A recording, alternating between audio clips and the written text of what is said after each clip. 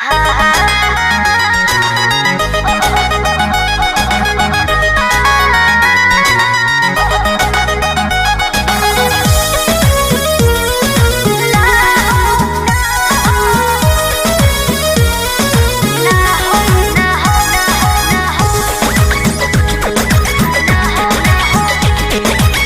खाली मिलन बुलाती हो, चुमा में पखंड रहती हो। रोज खाली मिलन बुलाती हो, चुमा में पखंड रहती हो। असली चीज दिखा के दुरही से न हो कोई भूखा हो ना हो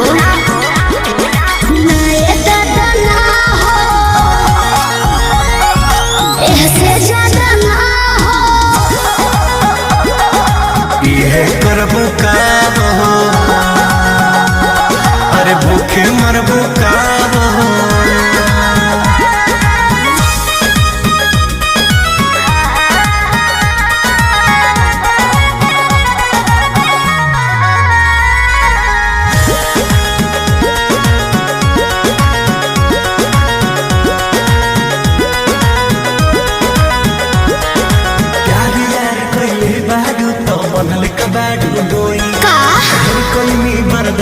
गोरी अब बर्दाश्त न होई, तनी ढेर लेखा बोलत का हो।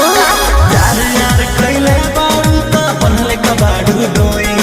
ढेर कइनी बर्दाश्त गोरी अब बर्दाश्त न होई। दौड़ल भरबा बहुते लागल पीत के बीच ना बोई।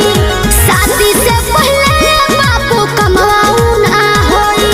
कवना बात के चिंता बड़ुए खुल के खूबे खाओ जय हो।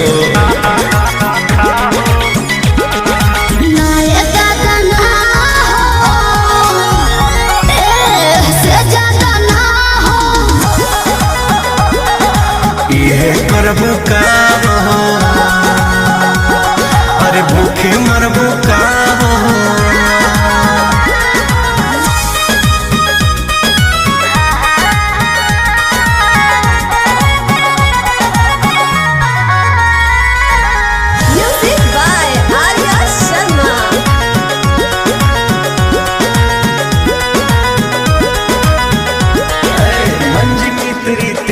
जानो अब कैसा शर्माना, लब मैरिज करके जब तुमको हमरे घर है आना। अपन को तेरे घर नहीं आना है, समझा। तू मेरी है हम तेरे हैं, फिर कैसा शर्माना। लब मैरिज करके जब तुमको हमरे घर है आना। चिकन चिकन बात में राजा हम ना तहरा करेबो। जब से नूर डलबो तो हम तोहरा के न माना करे। हार्ट बीट बढ़ल बा दिल के बहिया में आ जाओ।